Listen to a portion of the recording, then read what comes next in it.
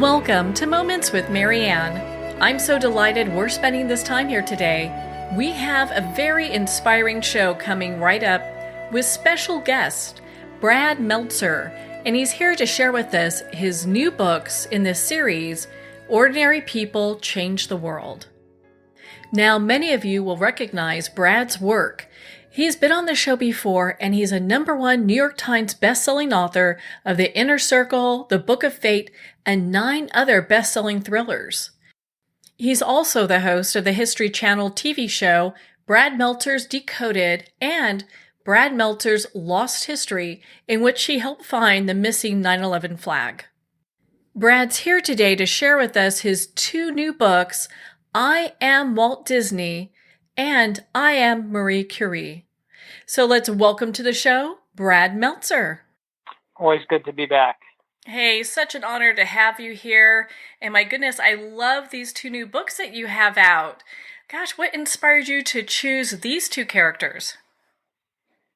Well, as we've spoken before, this series started because I wanted my kids to have better heroes to look up to, not just people who are famous for being famous. I wanted to give my kids heroes of character, of kindness, of compassion, and of course, of teaching them the values of hard work.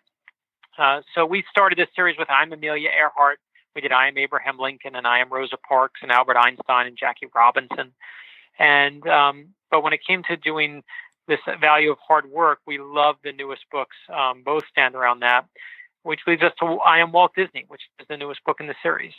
And for Walt Disney, it's one of the great American success stories. Walt Disney, built the Magic Kingdom, has the ultimate happily ever after. But when you look at his life, it was never that easy. When he was a little boy, Walt Disney's dad wasn't even excited that his son could draw so well. It was Walt's aunt that said, you got to keep drawing. And as he gets older, he starts his first film company. It's a total failure. They tell him he's going to have to declare bankruptcy. He's 21 years old. He's sleeping in his office. He takes baths once a week in the local train station. And I want my kids to know that when you chase a big dream, you may fail, but when you get back up again, that's how you fly. And that's what the book series is always about, is just giving my kids ways to fly. Well, you do such a beautiful job writing these books and getting them together, and I just love who you pick. And gosh, you're so right. I mean, Walt Disney, he was told time and time again that he was a failure, wasn't going to work, and he just kept persevering through it all. Yeah, and, it's even with the creation of Mickey Mouse. He has the idea for this cartoon mouse. He says, I got it. We're going to call him Mortimer Mouse. And his wife is like, Mortimer? That's a horrible name. That's literally what she says. It's a horrible name. And she says, why don't you call him Mickey? And that's how the world gets Mickey Mouse. And it's not an overnight success. Mickey Mouse, the first cartoon with Mickey, doesn't even sell. But Walt Disney's power, beyond, of course, great creativity, is that ability to never, ever stop chasing that dream. He keeps pushing forward, and I want my kids to have that lesson. Well, the other book that you have that's available, and we'll get into these great events that you have coming up as well, is Marie Curie. And I'd love for you to share a little bit about why you chose her. Marie Curie is a Nobel Prize-winning scientist. And I really wanted to do a female scientist for my kids. But what I love about her story, as I started digging into her, is when she was a little girl, the Russian government wouldn't teach science to girls. They thought it would make them too powerful. And you know what? They were right. As Marie Curie gets older, she says she's just good at math. She wants to start studying science. She says, at 16 years old, I want to be a scientist, change the world. But again, they won't teach her. When she gets to college, there are no colleges that will teach science to girls. She finds a place called the Flying University. It doesn't really fly, of course, but what it does do is it secretly teaches science to women. And it's there that Marie Curie learns about the elements and about the periodic table. But what I love about her story is that her entire life, people keep denying things to her because she's a woman, and she never lets it stop her. And I want my daughter to have that lesson. I want my sons to have that lesson, that again, whatever that dream is, chase it, chase it, chase it. That is so empowering. And for your kids to learn this and many children to learn this at such a young age. I mean, gosh, that's really going to help them. Yeah, and I think that one of the things that's just really important to me, we saw it happen in the last election, as the 2016 presidential election was approaching, as Donald Trump and Hillary were fighting it out and beating each other's heads open every day on TV. Something happened in our book series. Two books started selling more than any others, and they were I Am Martin Luther King Jr. and I Am George Washington. And it wasn't a Democrat or Republican thing. It was that parents and grandparents on both sides were actually tired of turning on the TV and seeing politicians, and what they wanted to show their kids were leaders. Mm-hmm. And we all know there's a huge difference between a politician and a leader. And what I love is that since that time, people are buying our book series, building libraries of real heroes for their kids, their grandkids, their nieces and nephews, and fighting back against the cynicism that they see every day around the world. And to me, to arm kids with those real heroes is just giving them a priceless weapon in the world. Do you think that's why your books are so popular? It's because there's this huge void where people are looking to fill with this just encouragement and positivity. You know what? I think that's exactly what happened. I mean, we watched the series, and the series launched really nice, but it wasn't until the country in the last 2 years started taking that turn to divisiveness that the books just took off in a way we never saw before. And I think if you look at any moment in history, when there's a great panic, when there's great worries, and there's always heroes that step forward. And you don't get the hero you want, you get the hero you need. And I think it's no surprise that we're seeing this resurgence in those kinds of heroes. There's no surprise to me that the two big biographies and films that were released last year were Neil Armstrong and Mr. Rogers. In our society today, it's really easy to be famous. You can have instant fame with social media, but it doesn't mean you're famous for the right reasons. And I think that people are right now tired of turning on social media and seeing the way we favor those who are the loudest. That's what we do on social media, right? You favor those who are great at calling attention to themselves, write in all caps, speak with multiple exclamation points. And I'm tired of those people. It's like when we did I Am Neil Armstrong. Neil Armstrong never used the word I, he used the word we. We did this. We accomplished it. He didn't just mean his fellow astronauts. He meant the scientists, the mathematicians. He meant the people who sew his spacesuit together and the tailors who did that. Remember when humility was a great American value? We've lost that, and we need to get it back again for our kids and our grandkids. And I love that people use the Ordinary People Change the World series, the I Am series, to kind of fight that battle for their kids and grandkids. Thank goodness we have that series available for people. There's a resource out there that they can use. I'm sure schools are using this too. Yeah, our best resource for sure has been the amazing teachers and librarians out there who have realized that our books can help their kids teach lessons of character. That is what the world reads right now, is better character. And there's a reason, people think this is a historical book series. It's not. They're illustrated biographies. They're drawn on adorable kid style for little kids.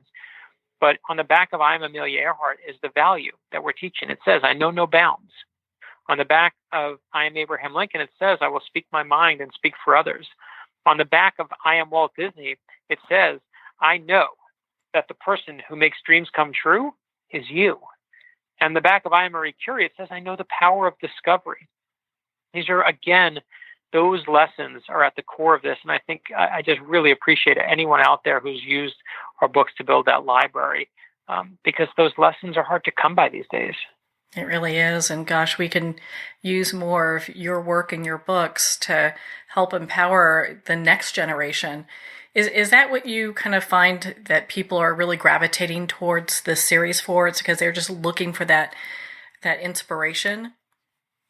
Yeah, listen, I think we're all looking for inspiration. We said about the I Am Walt Disney book, it says we all can use some magic in our lives. And when Walt Disney, I have this tradition in my house. I live in Florida. And once a year, on the way to school, in carpool, instead of driving to the school, I drive past the school and I drive straight to Disney World. And I do it to show my kids that every day you can have magic in your life. And that's what Walt Disney taught me. It was like when I was 5 years old, Walt Disney and Jim Henson and Mr. Rogers taught me that you could use your creativity to put good into the world. And that's all I'm trying to do today, is use my own creativity to put some good back into the world.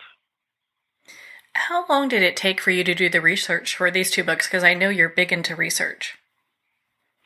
Yeah, for us, it takes a long time. And Walt Disney, we were working with the Disney company, working with their archivist there, trying to figure out what things look like when he was a little boy and trying to see the town where he grew up in. Because when he built Disney World, built Disneyland, it's pretty amazing. He grew up in Missouri in this really small, quaint town, had a railroad that ran down the middle of it, a place where neighbor helped neighbor. And when he had his own kids, he would take his girls to the merry-go-round. And the merry-go-round, he'd look at his girls and be like, the girls are having fun, but there's nothing fun for the whole family to do here. And we need to do that. We got to do that. And so he's like, let me build it. And he started researching amusement parks, started researching places like Gettysburg that families go. And he said, I got the park we're going to build. It's going to be a place that's going to have places of the future, places of yesteryear. And it's going to have Fantasyland in there. And they said, what about places of today? And he says, no, nothing from today is going to be there. And what he built with a railroad down the middle based on that old-timey main street, it's hard to tell the difference in a strange way, whether he was building his hometown, his old happy place, or the place that we now know as Disneyland. But it's the same lesson as Peter Pan told us, right? You got to think of your own happy place. Think of the happiest things. It's the same as having wings. And I love the fact that Walt Disney stood for that. And I think it's a lesson for all of us on what we need in our lives right now. Yeah, without a doubt. Yeah, I can't believe it's been 5 years that this series has been out. I mean, how many copies have sold worldwide? So we have been lucky. There are now 3 million copies in print, which is a staggering number the publisher just gave me. Wow. And it just shows how many, I learned I write thrillers and people know my thrillers or maybe the TV show, they might know that I do for the History Channel. But I know one thing, whether it's the thrillers, whether it's a TV show, whether it's these I Am kids books, is that I'm not that special. And if I want these lessons for my kids and I want these character traits for my kids, that there are plenty of people out there who want the same. And there are millions of people out there who have shown us that. And I so appreciate it, whether it's, whatever the medium is, the support we get from families around the country. Well, I know personally I've bought your books and given them away as gifts for birthdays or Christmas. So I love being able to grab one of those because it's going to be good for any age group pretty much and any young person. Yeah, no, and first of all, thank you for doing that. I love so many people like when a baby's born, we got to we also are coming out with now baby board book versions. We have I Am Caring and I Am Brave and I Am Unstoppable and I Am Kind. So there's baby book versions too. So if you go to ordinarypeoplechangetheworld.com, you can see the adult ones, the baby ones. You can see all the kids ones, and the baby ones. But thank you, because I love the fact that when kids are born now, people start building libraries and watch their 5-year-olds and 6-year-olds. We have a friend who's from a mixed race family, and he's white. His daughter's African American, adopted, and they were reading I Am Rosa Parks. And in the end of every book, we always put a real picture of the hero in there, and they're reading I Am Rosa Parks, and they get to the last page where you see Rosa Parks, and his daughter says to him, wait, this really happened? This really happened. And he said suddenly he was having the first real conversation about race with his daughter, which of course he said I should have had earlier, but I was too scared to, but here we were having it. Mm-hmm. And I love the fact that there are people out there having those conversations, that there's, we got a letter, all these kids dressed up as the different heroes. One woman wrote to us and said, Dear Brad, thanks to your books, my daughter for Halloween this year isn't going as a princess for the first time. Instead, she's going as Amelia Earhart. And those things are so rewarding to us to know that there are so many people out there doing what we wanted to do with our own kids, which is give them better heroes to look up to. Well, I understand you also have a PBS TV series on its way. Can you share a little bit about that? Yeah. So what happened is they are taking our Ordinary People Change the World series and turning it into a cartoon that you will now see moving on PBS. It is called Xavier Riddle in the Secret Museum. It's about a boy named Xavier, his sister, and their best friend Brad, who is remarkably handsome as for a cartoon character, looks just like me. But they gave me hair, I'm happy to say. and they have a problem, like being bullied. So they go to their secret museum, which is a time machine. They go back in time to meet Rosa Parks. Rosa Parks teaches them how to deal with bullies.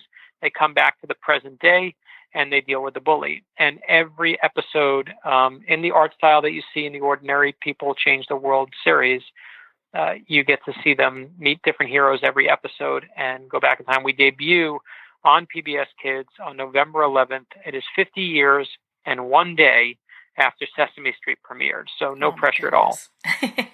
Well, I know it's going to be fabulous, and congratulations. It's so great to see your work take off like it has. And I understand that you have a few events coming up. I mean, you have one tomorrow at Talk and Book Signing. Yeah, so tomorrow night I'm really excited. I'm finally coming back to be in the Boston area, and we're going to be, I want to make sure if you're going to help me pronounce it so I don't mess it up pronouncing-wise. The name of the city? Oh, it's Plainville in the Boston area, and it's at an Unlikely Story bookstore. Yeah, an Unlikely. I just want to make sure I got Plainville right. But it's Jeff Kinney, who, of course, does the Diary of a Wimpy Kids book. Unlikely Story is going to be the event. And we'll be signing the thrillers. We'll be signing the kids' books. We'll be signing the nonfiction books we do. We will sign babies' foreheads if you want us to sign them. But we're really, all kidding aside, just excited to be back there. I haven't been to Plainville since the last time. It was years ago. And we will be, anyone who comes to an Unlikely Story, it starts at 6 p.m. And on South Street there. And we will be doing presents for anyone who wants them and signing books for kids. So bring your kids out or just bring yourself. And excited to be in Plainville in Massachusetts tomorrow. I understand that's free and open to the public, so anyone can attend, and they can find out. You actually have a few other events coming up on your website as well. Yeah, if you go to bradmeltzer.com, it's like seltzer that you drink, but with an M like Mary. Go to bradmeltzer.com, and you can see all the events, the different starting times, and all the different books we have. Very excited to kind of be on this tour and to be able to, again, where the universe is right now, to be able to put some positivity back into it. Well, I'm so grateful we have people like you in the world that are making these changes and helping people. My goodness, Brad, you're such an inspiration. Thank you so much for taking the time to be on the show with us here today. Thanks so much, Mary. Always good to hear your voice. Again, if you'd like to connect with Brad, you can at his website, bradmeltzer.com. There it shows both his adult books and his children book series. Also listed on his website under Connect, you'll see his appearances, including tomorrow night's appearance at An Unlikely Story, which starts at 6 p.m. Also included there are his other appearances through this week. I highly suggest that you check out all the books in the Ordinary People Change the World series. They're great as gifts, and personally, I give them out to my friends. Well, we're at the end of our time today. I would like to thank everyone for tuning in. You're listening to Moments with Mary Ann. And remember, make every moment count.